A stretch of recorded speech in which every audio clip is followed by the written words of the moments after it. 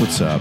Today's podcast is brought to you by Audible. Get a free audiobook download and 30-day free trial at audibletrial.com/eggs show.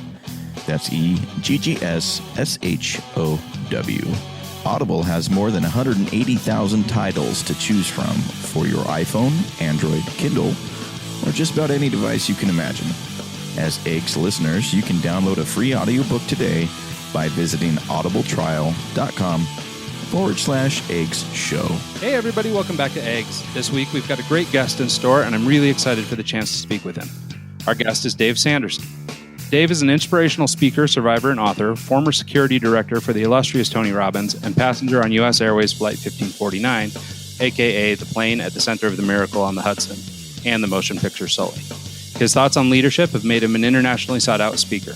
We'll talk survival, we'll talk business, and we'll talk about tips and tricks you can employ in your own life that will move your eggs along in days instead of decades. So without any further ado, please join me in welcoming our guest, Dave Sanderson. Hey Dave, how's it going? Hey, good morning. How are you doing today? Not too bad. Doing well. Thanks so much for taking the time to join us today. I know that you've got a TV interview right after this, and you've been traveling a lot lately, it looks like. Yep. So, we'll be in San Antonio a few hours after the TV interview. We're going to San Antonio to speak for 2 days. So, yes. That's amazing. That's great. Well, let's just get right into this thing then and take best advantage of your time. So can you tell us a little bit about your early years, sort of before you became the Dave Sanders? How did you get your start in sales and things like that? Yeah, thank you for asking. So here's the short version. So, when I got out of college, guys, I didn't have a job. This was back in 1983 where there was limited jobs. And my dad told me in 30 days I had to be out of the house. And when I tell people, one of the great lessons my dad taught me is he always lived to his word. He said, your word is everything. So 30 days later, I didn't have a job. So he got me a job in restaurant management, which I knew nothing about restaurants except going to eat. So it was a great learning experience. But my dad lived to his word. So I started restaurant management. And fortunately, during that time, I found a mentor. My first mentor, his name's Bill. And I talk a lot about Bill because Bill taught me a lot of those life lessons. But, one of the things about Bill is Bill, when I first met him, all I knew about him, he wore a flannel shirt and drove a pickup truck. But as I got to know Bill, I found out that he owned 80 movie theaters in North and South Carolina. He was a multimillionaire. And he probably drove a real crappy truck. Yep. He was the Sam Walton of Charlotte, I call him. You would never know this guy owned 80 movie theaters, right? But fortunately for me, he took me under his wing. But after I did restaurant management, I started in sales because I wanted to come back to Charlotte because I was traveling all over the place for Marriott, opening restaurants. But my future wife said, I ain't going anymore. you got to come back down south. So that's why I got into sales and had a very, very good sales career. I was a top producer at least 1 year at every company that I was with. But during that time, I also did something that, was probably a very smart thing to do is, I got to hook up with a guy by the name of Tony Robbins, and I went to one of his seminars and I actually did something that people don't do is I actually did what he taught. I just did it, right? And that year, I was number one producer in our company and I lost 25 pounds. So I'm like, if you can get, if I can do that over one seminar, right? How much could I get if I just keep doing this stuff? So what you do? What him? What happened, guys, is we were having our second child. I couldn't afford going to a seminar. I mean, I don't know if anybody's been to a Tony Robbins seminar. He doesn't do it for free, right? So, but I said if I volunteer, at least I could show up and be around the energy. So that's what I did. So I started volunteering for the events, and where everything changed for me was. As one night we were at an event in Maui, Hawaii, and I tell people I was one of those guys that after midnight we're putting those brochures down on the chairs while everybody's in bed, right? Yes, that's what you do when you volunteer, right? You do whatever they ask you to do. But fortunately for me, his former wife was there, and I helped her do something, and she asked me if I wanted to be on security. I said, hey, it's a lot better than putting brochures down, man. So she put me at the back door of the green room, and that's how I got my career started with Tony Robbins. Cool. Well, so to that end, real fast, I wondered if you could just comment quickly on the value of sort of working for free and doing volunteer work. That seems to be a dying trend. Both Mike and I here are, big advocates for working for free and have done so a number of times, and it's always worked out for us. But it seems like that concept of working for free is getting a little foreign these days. I just wonder if you had any thought on the value of volunteerism and working for free in sort of the world of entrepreneurship. What a great question, because I haven't been asked that question in many, many moons. So number one is one of the things that Zig Ziglar is one of the great guys that I would listen to constantly. I use a lot of his thoughts, and he's all about adding value first before you receive value back. So it's all about volunteering your time first. So that's how I got started volunteering. And then it led into, after the plane crash, I do a lot of volunteer work with the American Red Cross because, I believe what it says in the Bible, guys, where you put it out, it comes back tenfold. And you may not come back tenfold financially, but may come back tenfold in a lot of different ways. So I think it's all about giving yourself first and volunteering yourself first. So others who may be in need, who need help, will have somebody there to support them, because one day, and it may happen to you. And that's what sort of happened to me during the plane crash and after the plane crash, and why I volunteer and what I do. So after your time with Tony, after you were brought onto security, eventually you worked your way through the ranks and became head of security. Can you talk a little bit about that? I mean, obviously it's a byproduct of hard work and all that stuff. And then, yeah. So if you can start. Yeah. So here's what happened. I was in his green room door. So I sat there, right, for many, many events, to the point where he got enough certainty in me that I wasn't some whack job, that he put me on his blind side. I was on his left side of the stage. So I would sit there at the left side of the stage, just make sure no one would hit his backside, right? And then he got enough certainty in that, and he promoted me to assistant security director, which means now I'm managing the room on the right side. So I was interacting with the room in that. So he was building certainty, and all of a sudden he asked me if I would be his head of security, which means not only the room, but also managing his logistics. And all this time, he was teaching me these lessons, right? He was giving me a tremendously free education. And he told me, and I tell people that, I said, the one thing that he told me he values pretty much above everything else in people is the ability to anticipate. And he always tells that story about Wayne Gretzky. You got to be Wayne Gretzky. It's not scoring goals, it's going where the puck was going to go. Yeah. The ability to anticipate. So he was teaching me the skill set of anticipation. And I think that he was getting enough certainty, because I would make the commitment on my own dime to go to these events. He wasn't paying me. And so when you were putting flyers out on the seats, you just flew out there just to volunteer? Yeah. I spent my own money. And even when I was on security up to a point, I was doing that on my own dime. I was going to say, Hawaii must have been a hard sell to the missus, though. I'm just going out to Hawaii. It's a write-off. We're just hanging out. If he go to Hawaii 4 times a year, and that was a real tough gig, because you're right. The biggest sales job I had to do was my wife, but she also had the financial back. She finally got the financial reward a little later on, right? Good. Yep, it all worked out. Yeah. Cool. Well, so from those experiences, like you said, you got this great education from Tony, and I mean, obviously, just being surrounded by people like that, and you sort of talk about the importance of being, having proximity to people like him. Can you talk about not only the things that you learned from him that helped you in sales and as a director in security, but most importantly on that day or fateful day at LaGuardia? Yeah, so he has a lot of things he teaches and talks about. But I think if you translate all this into really, if I had to say one thing that I learned that not only helped me in sales and also in business, but also being around him, but also that day, was it's what he calls state management, how to manage your mind, right? And how to do that effectively when all stuff's hitting the fan. And then that's in security, that happens. I mean, there's people coming at all times. You had to be anticipating. You had to use your state man, because we didn't have firearms. We had to do it, in a different kind of way. But so on the plane that day, I tell people, I mean, I couldn't get up and, there's 3 ways to manage your state, right? You see your physiology, through your internal dialogue, and what you focus on. And that day on the plane, as we were going down and crashing in Hudson, I couldn't jump up and down and get myself in a great state. Right? I mean, you're going down, right? So I had to do it through my internal dialogue and the questions I asked myself. So I would say the one skill set above everything else starts with how to manage your mind, and knowing how to do that even when you're going through the toughest time of your life, or if you're in a business meeting and you have to deliver, and you got to put yourself in the appropriate state. How do you do that? So that's some of the things I teach about, and what I've learned from Tony that impacted me in every aspect of my life. So can you tell us a little bit about that flight and your experiences on the flight? I heard that you actually weren't even supposed to be on that flight. That's correct. I was supposed to be on the 5:00 flight.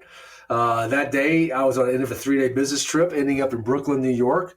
And our day started because we were working in a distribution center doing system checks. We're looking at installing some new software for the distribution and manufacturing systems. That's what I did at Oracle. So we started our day at 5. So we got done about 10 because that's when all the runs in, right? And so I was in it for a 3-day business trip. I just want to get home. So that's when I called the travel agent. She put me on flight 1549. So I gave up my first class seat at 5 p.m. for that to be on that flight of seat 15A. But I tell people I think I was supposed to be on that plane for a reason, because there's no reason I should have been on that plane. So it happened that way. And candidly, nothing extraordinary. You heard the explosion, but you know what? You lost an engine. I was in 15A, saw the fire coming in. I said, you lost an engine. And I've been on planes that had lost engines before. So it's like he's just going back to the airport, the pilot, whoever he was at that point. But no one at that point knew that it happened on both sides of the plane. So that's what happened, right? So he had no power. So when all of a sudden he's banking, you're saying we're going back to LaGuardia, and all of a sudden he's banking down the Hudson River. You're like, this doesn't look familiar. I've been on that flight before, but obviously he knows what he's doing. Until we crossed over the George Washington Bridge, and I looked out the window, and we were roughly about 1,000, 1,100, 1,200 feet at that point, because the bridge is roughly 600 feet up. So we're about 400 plus feet above the bridge. So, and people's faces were looking up, and you're looking down, thinking, whoa, we're pretty close. And all of a sudden you're going, he says his words, brace for impact. This is your captain, brace for impact. And you knew it was pretty serious. And that's all of a sudden, it's like, okay, this is not going to turn out real well. And all of a sudden you're going straight into the river. So that's what part of the plane were you sitting in? I was in seat 15A, so I was 4 rows behind the left wing. So I could see pretty much everything on that wing and the fire coming out. But I wasn't all the way to the back, but I was towards the back of the plane. So you couldn't see the water coming at you. You could just see the wing kind of. Yeah, as we crossed over the bridge, you saw the river, right, out the window. So I was on the left side, so we were facing the New Jersey side. And all of a sudden you see the river, right? And all of a sudden it's like, we're lined up with the river. And as we know now, he was actually the pilot was actually using that as a runway, sort of like they do in runways, right? It's lining it up, right? But he didn't know that going down. I think you mentioned in one of your videos or someplace I heard you say that, I mean, for people who have seen the movie, I mean, they drug the story out for an hour and a half, but I mean, this all happened pretty quickly, right? I mean, from takeoff to crash landing to rescue. Wasn't it 90 seconds or something? Well, it was about 6 minutes from takeoff to impact. It wasn't that long. And to me, it was roughly 30 plus, give or take a few minutes from time we took off to the time I'm sitting in triage heading to the hospital. Well, I think I heard an interesting story on one of your earlier podcasts, something about your security jacket. And so, because I mean, at this point, you were still acting as head of security for Tony, right? That's right. Right. And so you had the security jacket with you at some point. And I remember you telling a little story about that. Yeah. So I had shoved the security jacket underneath the seat in front of me, because that's the only heavy jacket I really had. I live in the South, guys, and we very rarely get really, really cold weather. So I had like one coat, and that was my coat. And I had that underneath the seat in front of me. So when I was getting out, I grabbed it, right? And I was getting out, so I just grabbed it. And so, when I got to the triage center and they basically took all my clothes and took them away, my security jacket was in there. And not only was my name on the jacket, but also Tony Robbins' name was on the jacket. So when I had the honor to speak when Tony found me that night in the hospital, that's why I was warning him. I said, hey, man, your name's in this. So you're going to probably get hit with a lot of media. Of course, he's used to media. I'm not. But he was used to media. But that's what sort of happened. When he called, I just want to give him a sort of heads up and say, hey, they got my jacket. So your name's out there, my name's out there. So heads up. So as I recall the story, so you were near the last or maybe the last person off the plane, and you sort of, not everybody handles stress the same way, but in that moment and under all that stress and with the water seeping in, I think the way you tell the story, the bottom of the plane had come off and the plane was beginning to fill with water. You decided to kind of stick around and help other people out and sort of, help your fellow passengers prior to securing your own safety. What do you think it was that either, gave you the strength of self or the sort of belief in yourself that you would be capable of doing that versus sort of, fight or flight? You decided to fight instead of run away. I appreciate you asking. I mean, I was one of the last passengers out of the plane. It wasn't by design. My game plan, guys, was get to the aisle, get up and get out. I mean, very candid. That was my game plan until I heard my mother talk to me in my head, who passed away, said, if you do the right thing, God will take care of you. And between getting some assurances from my mother, who had talked to me and said this in the past, and hearing it. And also, like I talked about state management, I was managing my mind. I wasn't losing it. That's why I made the decision just to go climb over the seats. Like everybody else was climbing out the other way, I was going back towards the seat to get behind, just to see if anybody needed help. And candidly, guys, I just got behind everybody else, started making my way out like everybody. It was no big game plan at that point, but that's how I got behind everybody, to make sure everybody in the back got served at least, or got out, or were injured, needed help, get help.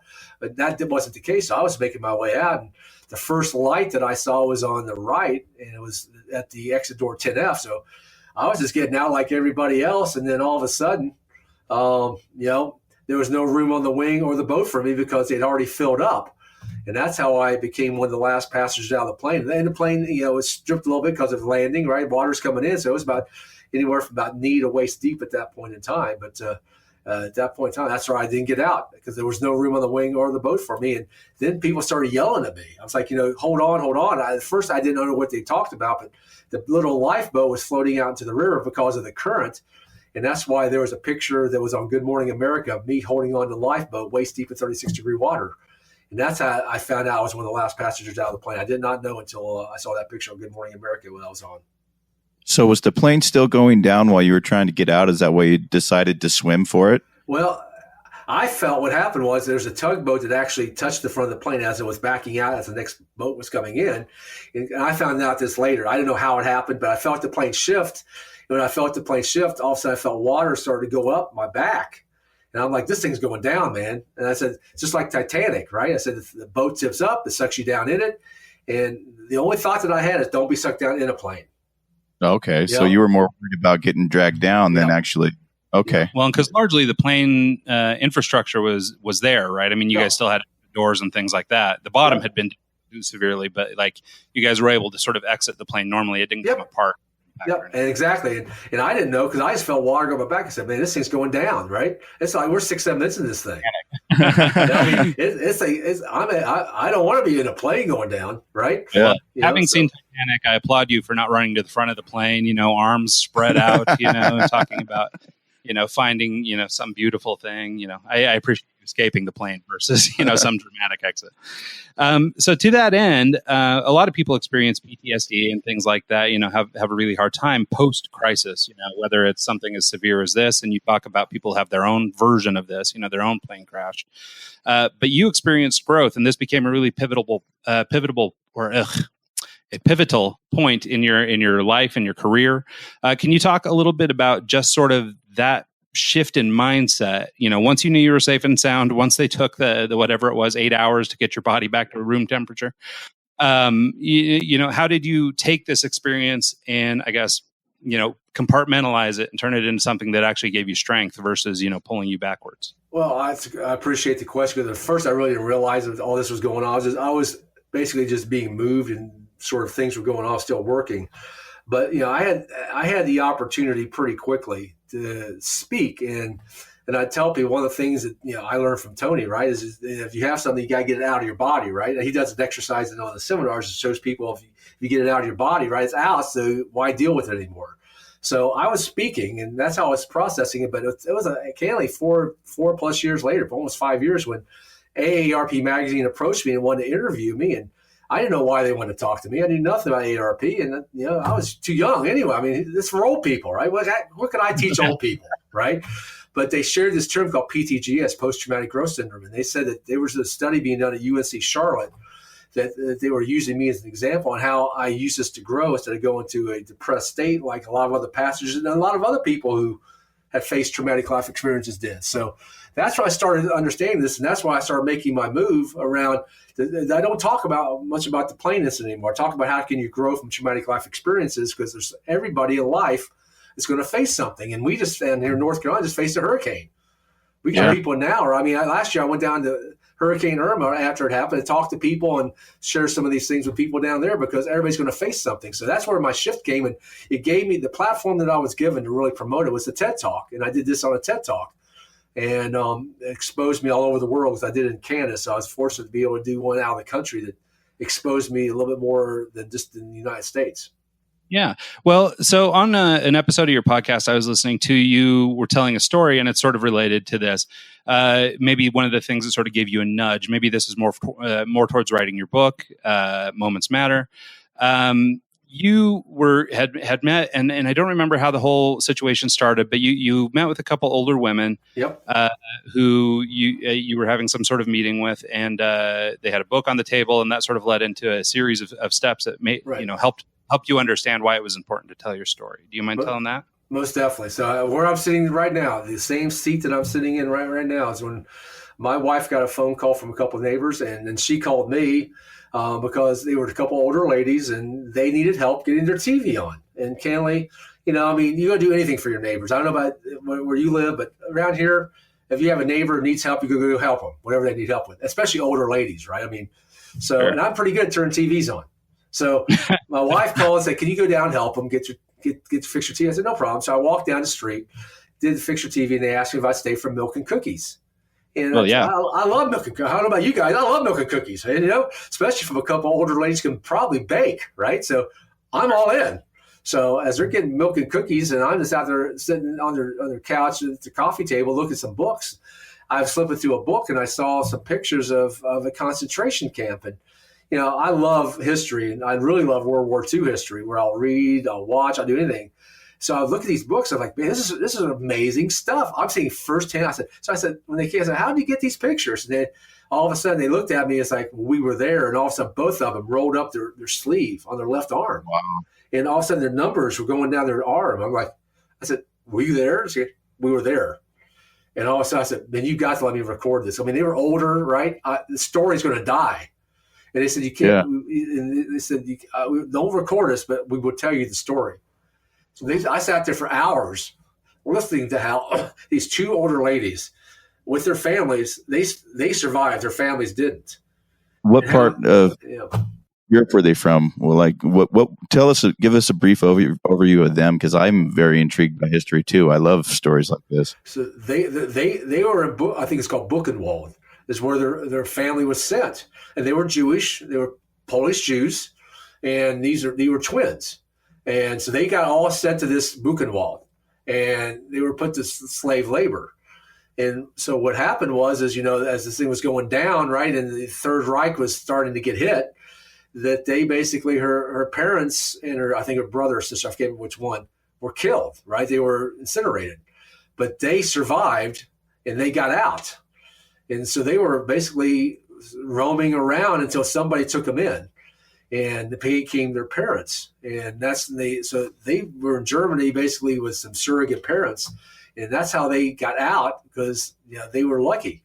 And they made their way to the United States, and they had a very nice life. One was a nurse, I think. One was an administrative assistant or a secretary, right? And they had a very nice life, but they lived together their whole lives, because they were afraid if they didn't live together, something would happen.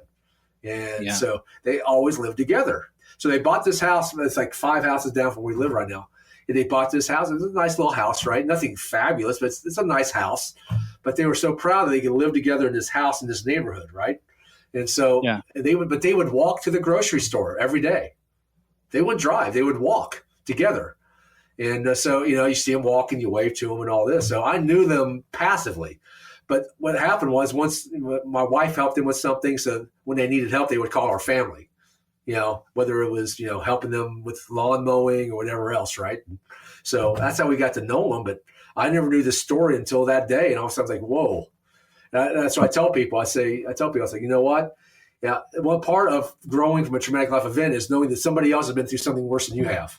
I was going to say, it doesn't seem so impressive anymore. I tell people, I say, you think you have a bad day, go to Somalia with these kids who have no clothes and no food. They'll give you perspective on a bad day. Yep, it's true. Well, and I think a big part of it, right, is and also in coping with traumatic life experience, is having that perspective and saying, oh, wow, this was horrible, but it could have been worse. Here I am. I'm on the other side, and now I need to move forward. And I know that a lot of people have a hard time with that. So I think it's awesome that you're out advocating for these people and helping give advice as somebody who's experienced something traumatic. Everybody can do this. It's just a matter of you got to put yourself and help people and put them in a place where they know that they can grow. Where a lot of people get in their mind, and I realized this after a number of things, people I talk to, is that they keep saying to themselves, why did this happen to me? Why does this always happen to me? And they put themselves in a place of permanency that it always happens to them. And you got to break that pattern. It's like it happened, but now you give an opportunity to do something with it. And I'm talking to a lady right now who survived an avalanche in Nepal. One of 4 people survived. And she's holed up in some cabin in northern Ontario. And somebody knew me, said, you need to talk to this lady. And she has this guilt survivor syndrome, right? It's like, Sure. And I understand that, but I'm talking to her about, how to sort of overcome this. So everybody's got something going on, man. And it's just a matter of asking the right questions and helping them with their state management and some of these other things. Well, yeah, and I think the way you phrase it in your materials is the everybody's got their own personal plane crash. Personal plane crash, yep. So I think that's a really interesting way of phrasing it for people who do experience these problems. But I think the work you're doing is great. Can you talk about like the first couple weeks after the plane crash? Just processing it, getting over like the craziness of the actual event, and then coming to terms that you made it, that you just lived through a plane crash, and then actually how the media attention and everything kind of, I'm sure you got a lot of the news want to interview you. Your wife was probably losing her mind. I just, can you kind of just break that down that first week? So it really started on the plane flying back to Charlotte after I was in the hospital, because that's what started. That's what started, because I started realizing it's like, hey, I survived a plane crash, man. It's like, and all of a sudden, I started realizing. But when I got back, it was overwhelming. Media was all over the place, and they were calling me, but I had to go back to work. My company wanted me to fly to Michigan the next week, which is another story, which I should have told them no, but I didn't. Because I was a sales guy, so it's like if I don't do this, they're gonna give my sale to somebody else, and man, this is a big sale. So I should have done that. That's probably one of the biggest mistakes that I made out of this. I should not have done that, but I did. But also on the other side, it probably helped me because I was back in the game. But that's an interesting point, because I think a lot of people are quick to just wallow or sit around and do whatever. Life had to get back to work. I had to get back to work, and so, give you an opportunity to get your mind off of this. I'm sure, even though, the press are trying to do good things for you, I'm sure just being bombarded by it and having to tell your story over and over again, like it probably kind of keeps you in that place, Well, that's when you process it. Like we just talked about the process. And I talk a lot about process now because, one of the things you have to do is when you go through something, anything, a hurricane, which is going on right now down here in North Carolina, South Carolina, is you got to process it. You got to get it out of your body. So the way to get out of your body is you go talk about it or talk to somebody, because most people, as well as inside you. And I think if I did go back to work, I may have been talking about it, but it still would have been building up inside of me. So a lot of people who were on the plane who didn't go through some of the growth that I've had the opportunity to experience did that. They left it inside themselves. And I think that's one of the major things. But it was crazy because I went back to work. I was still head of security for Tony, and he had an event coming up in beautiful Secaucus, New Jersey. So and I told his assistant, I'll show up and I'll be there for him, but I'll have more media there than he will. And she was laughing and he was laughing, but that's what happened. CBS showed up at the event because they knew that I was going to be back in New Jersey, right? And I went to New Jersey after the plane crash. So it was a wild, wild time. But all the things that I was doing, and I also had to get my family squared away because they were freaking out. Sure. And you 2 kids? 4 kids. All from high school down to elementary school. So they were freaking out and they were getting attention, right? And they didn't know how to handle it. And my wife was it was a whirlwind. But fortunately for us, she gave me the support I needed and said, do what you got to do, and I'll handle this side of the equation.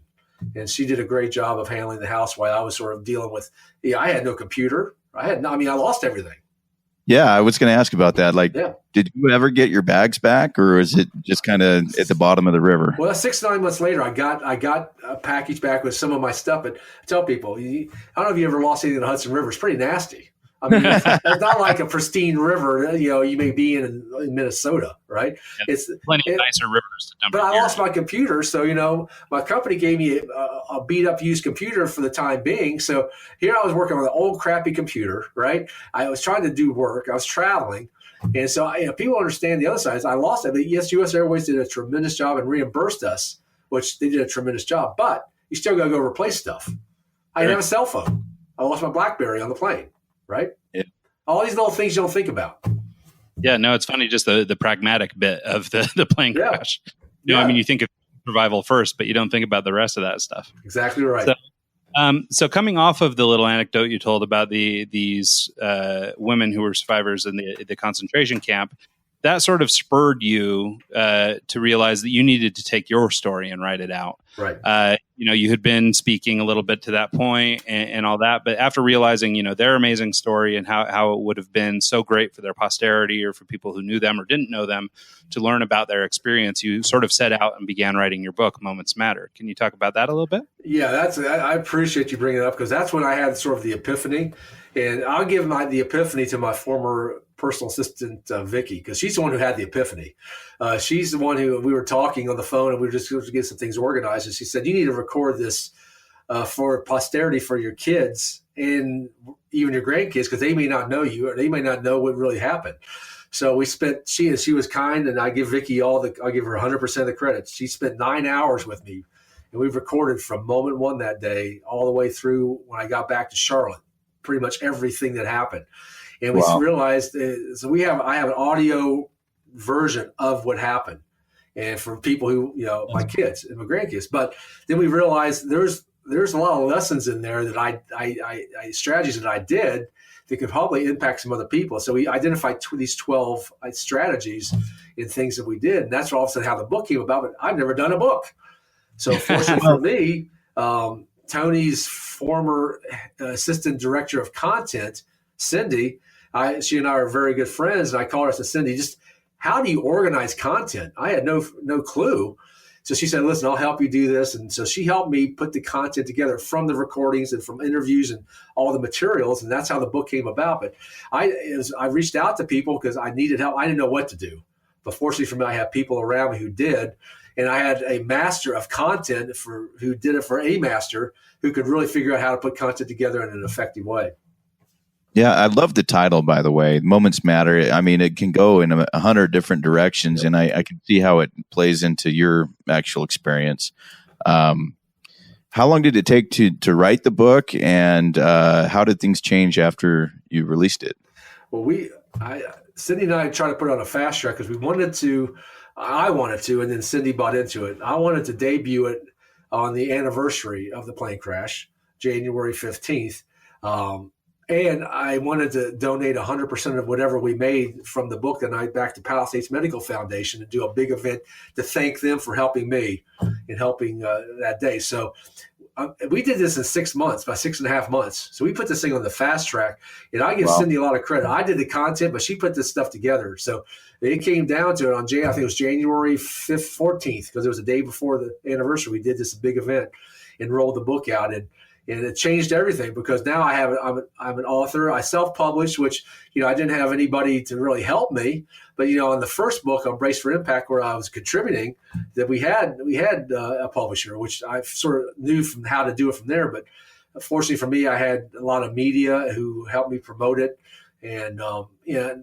But we wanted to control the process. We go back to process. We wanted to control the process. And I felt if I gave it to somebody else, then they would do whatever they want with it, and I wouldn't be able to control the process. So as you talk about process, guys, pretty much everything that I do is around different processes I've learned and implemented to be able to get where I'm at.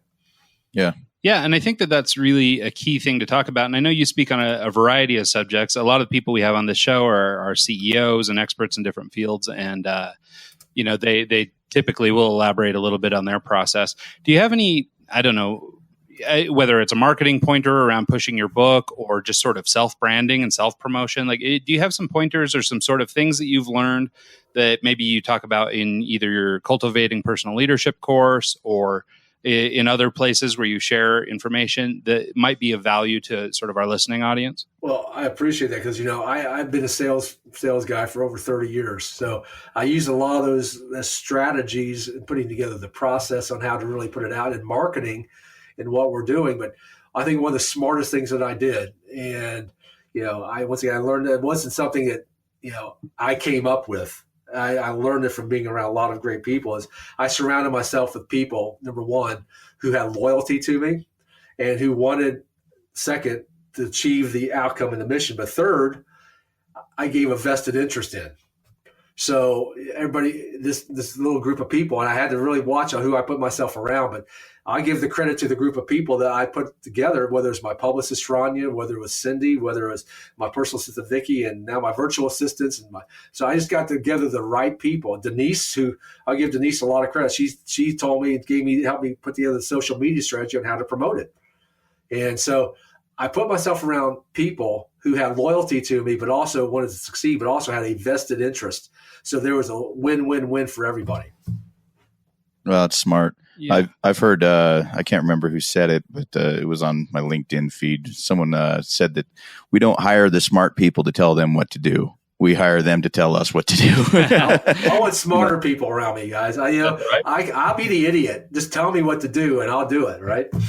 Yeah. And I think that's a pretty common thought among, executives in business class is that, yeah, I mean, of course, surround yourself with the best possible people. It's not all about you. It's about, maximizing their brain power. We touched on this earlier in the show just real quickly, but I wondered if you could maybe elaborate on the idea a little bit. I think this is a Tony Robbins thing too. Correct me if I'm wrong, but this idea that proximity gives power. Right. One of the things that I know, even in my own career and in trying to build my business, I run a marketing and advertising firm. We are constantly trying to network, and meet new people and stuff like that. But it's really difficult to separate sort of the wheat from the chaff, right? There are a lot of posers out there. Yep. And the beauty of the internet is you can make yourself look about as good as you want to look, with very little real credential. I wonder if you could talk a little bit about, identifying people who are important and the type of people that you would want in a circle, if you're trying to get this proximity, and then how that's benefited you in your career. Well, thank you. Because I truly believe in Tony. You gave me this proximity as power. That's what I do. I'm doing now with my private impact group, because I want to give people access to my mentors and people, because what I found in my life is exactly right. There's a lot of posers out there. A lot of people blow up themselves bigger than they really are. And one of the things I learned by seeing and being around people like Tony and Tom Hopkins and all these people I've been around, these leaders, is that they're usually around people who have walked their talk. And they're pretty quick, and they can identify people who have actually done what they said they did instead of just talking a big game. And my dad told me this when I was a kid. He said, there's a lot of people who talk a big game. You got to find the people who've actually walked the talk. And so, being around Tony and seeing how he did it, right? Because there's a lot of people want people's attention, and they'll do anything to get attention. Like we're seeing right now, what's going on in the government. People do anything to get attention. But have they really walked the talk? Have they accomplished the results? Have they gotten the outcome? So what I do is when I talk to people, I start asking a lot of questions. First, I want to listen, and I usually hear a lot of things, but then I start digging a little bit deeper and finding out that they've heard about it, but they've never done it, but they want me to help them do it. And I'm like, yeah. So it's like, all right, if I've got to watch, and one of the things I'm really working on now, guys, is who am I letting myself in my little world here, right? Who am I letting into the boat that I'm on right now?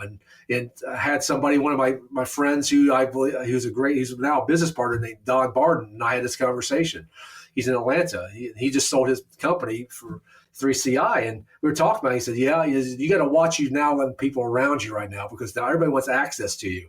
He said, "I'll show you how I did it and how he sold his company for millions of dollars, and now we're working together on a big project for the military." So, do you have any advice for dealing with that for people who are kind of trying to have an ulterior motive and kind of weeding them out? So what I've done, and it's taken me, guys, I'm not a pro at this yet, but I've made a major progress, because one of the things being around Tony, I had to sort of be the bad guy a lot of times, where people would want his time and I had to be the bad guy. And so now that people want my time, I have to have a bad guy, and I can't be the bad guy, because all of a sudden somebody gets you on tape or someone audio records you, and all of a sudden you're the bad guy and you lose your whole career very quickly. So the strategy that I use now is I now use one of my virtual assistants as the bad guy, and who will elegantly tell people that I'm not available, because candidly, if I did it, then all of a sudden I'm the bad guy. So that's the strategy that I use now. And I've had to employ virtual assistants and my publicist, Rania, to help me with that. Right. Well, and I mean, to the end of, everything, moments matter, right? I mean, time is important, valuable. And, unfortunately, there are a lot of people out there who are willing to take your time, but they're not willing to give it back. And that goes back to our sort of earlier point about working for free and providing value before you expect any in return. Exactly right. So can you talk about, and we sort of led into this a little bit, but you've been a sales guy, so obviously you're probably comfortable on your feet. But after some words from Tony, he sort of encouraged you to go out on your own as a speaker. Can you talk about making that shift to becoming public figure versus just, the guy behind the scenes trying to crack the sale? And, basically, what you like, what you don't like, and what goes into running a speaking career. Well, thank you for asking, because, I listen to a lot of people's tapes, and I still do today. That's how I get a lot of how I keep my mentality and my thought process going. But, one thing people I really honored a lot is Zig Ziglar. And so when this was going on, I was listening, went back to one of my cassette tapes, and I tell people, yes, I did have cassette tapes, and yes, I still have a cassette player.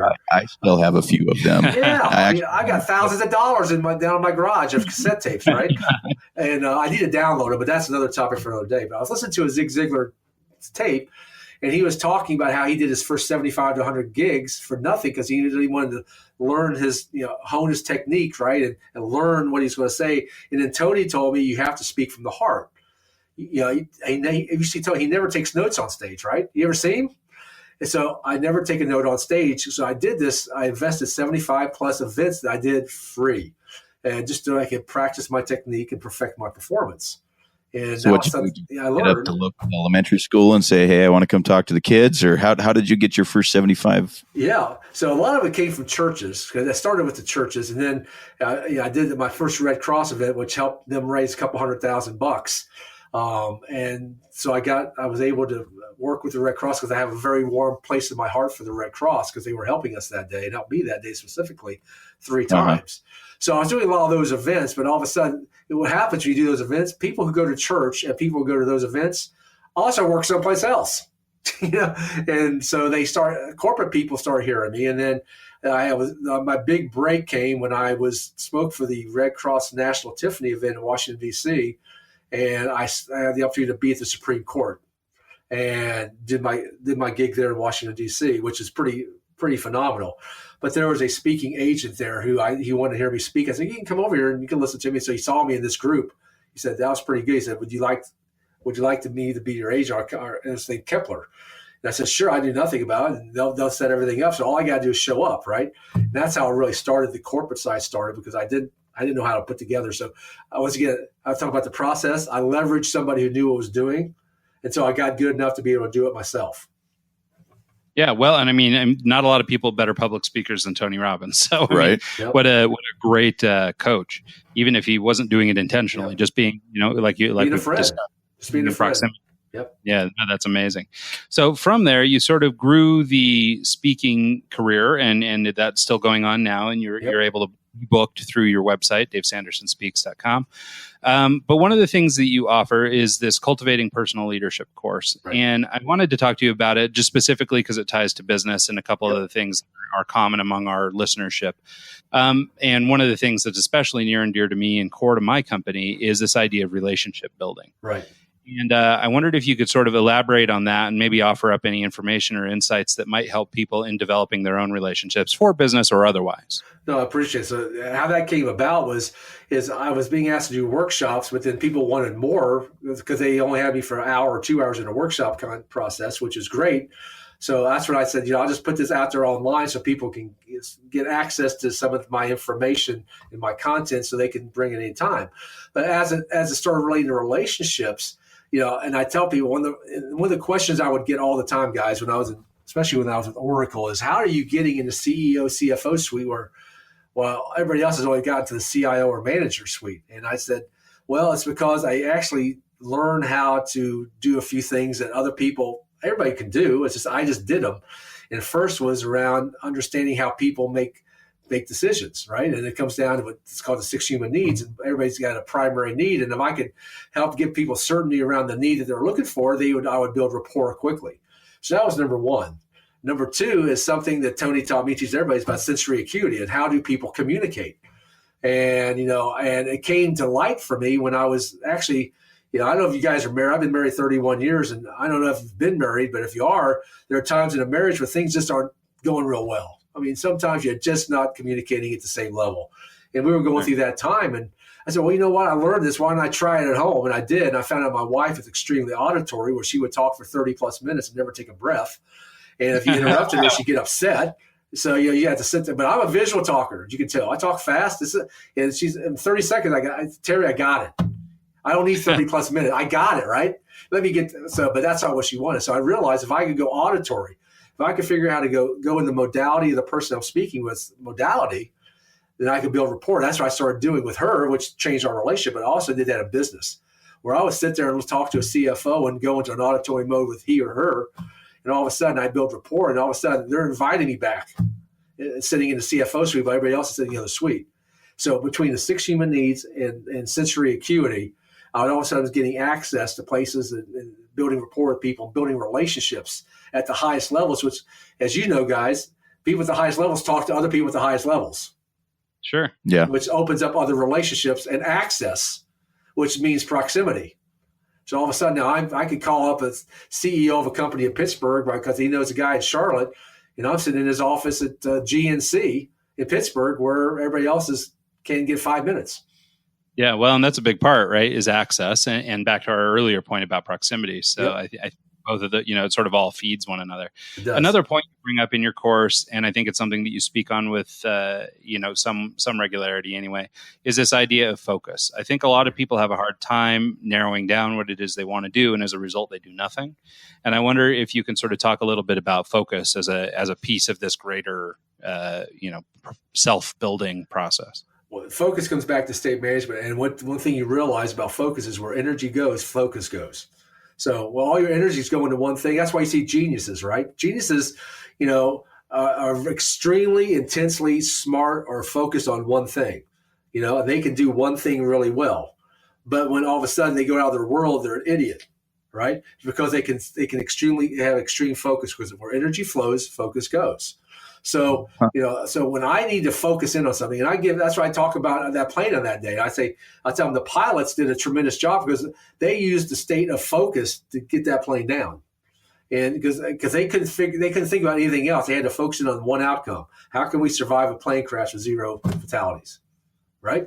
That was the one focus. So, when I need to get an outcome, all of a sudden I'll change my mode. I'll go into high focus mode, and all of a sudden I get that result pretty quickly because I have intense focus, because all my energy goes to that one thing. When I don't get the outcomes that I want is when I got my energy going 15 different ways.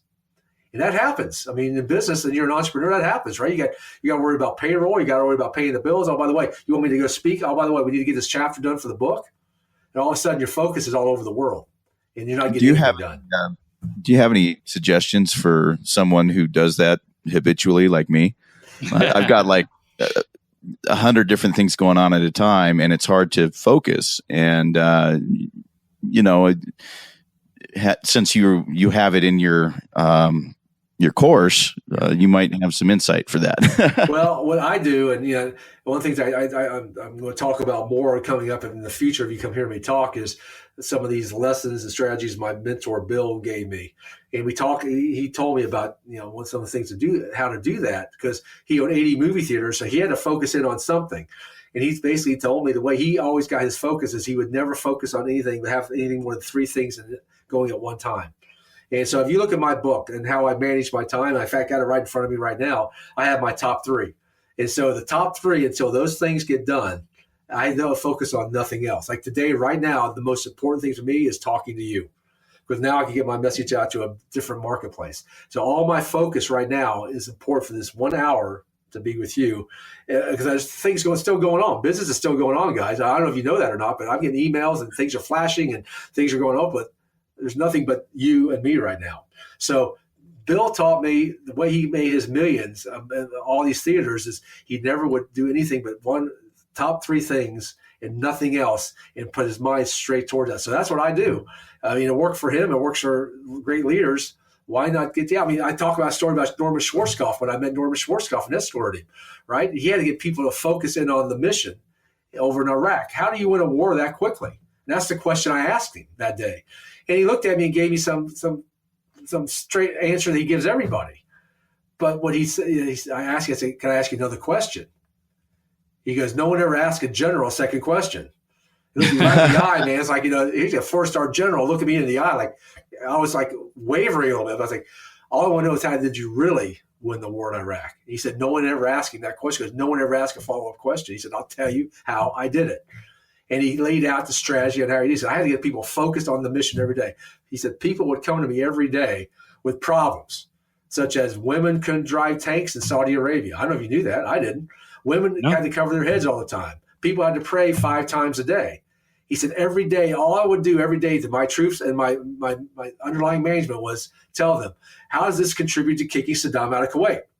He said, all I had to do was focus on that one thing. And once I got people focused on that one thing, we executed flawlessly. And that taught me a great lesson. It's about the power of focus, right?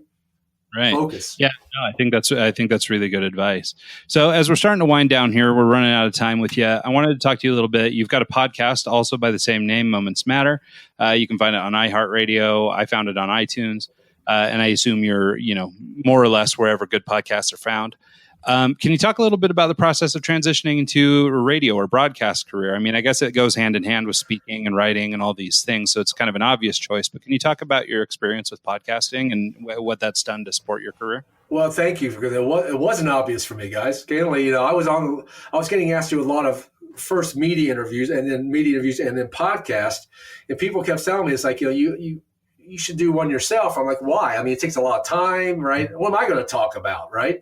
You can go out and go online, but all of a sudden I realized is if I'm going to be congruent with what my message is and give people access and understanding and sharing that what I have, it also with some of these great leaders that I'm around, why not just do this? And Kaylee, I just did it just to basically so I could interview some of the great people I've been around so they could share their message and get them some visibility, but also have people listen to some of these lessons that I learned from some of these great people. I mean, who gets the opportunity to speak to a 7-time NCAA national champion, right? And understand her mindset, but more importantly is her mentor was John Wooden. I mean, the coach. And back when I was in junior high school, my junior high coach went to UCLA and lived with John Wooden's tenants. So I'm like, all of a sudden, I'm like, I'm with a person who, in his last breath, so she was with him the last moment he took his last breath, but he was mentoring her on how to be a coach. And I was like, how many people would love to have that information? Yeah, right. Right. So that's why I did it. That's why I did it. It's been one of the most rewarding things about this show is meeting people like you. And we've been fortunate to interview a number of, touring musicians and CEOs and startup owners and things like that. It's been a really exciting opportunity to network with people we might not have otherwise had a conversation with. And with that, we're really grateful for your time. So let me give you a couple plugs. The website is davesandersonspeaks.com. At the website, you can purchase the book Moments Matter or the course Cultivating Personal Leadership. The podcast, as we mentioned, is called Moments Matter. It's on iHeartRadio and iTunes. And you can find Dave on the social media, Instagram and Facebook at davesandersonspeaks.com and then Twitter at davesanderson2. Did I miss anything, Dave, or would you like to promote anything else you're up to? I know you've got this media tour coming up, and is there any place we can direct people to find you? Well, LinkedIn is where I'm doing a lot of my business stuff now. So if people will go to David Sanderson on LinkedIn, you'll see some of my business content that we'll be coming out with. But what I'm really excited about, 2 things that will be rolling out here shortly, guys, if I have another 30 seconds. First is, I mentioned it earlier, is I've decided, and we started this last month, putting together this private group called Impact, because I want people to have access to the people I've had access with. So if I can get a group of people in my tribe and give them the content that I've learned, but also once a month have access to people that I've had access to, so they can have a one-on-one, that's a big win. So check that. That's on my website now. It's called Impact, but I'm also going to be rolling out something that my mentor Bill asked me to do 30 plus years ago, and I decided that now's the time to do it. So I'm going to be taking a few people on to share with those the 12 principles that Bill taught me, and we were backed up like the Earl Nightingales, Jim Rose, Tony Robbins, and Tom Hopkins of the world, Darren Hardy's,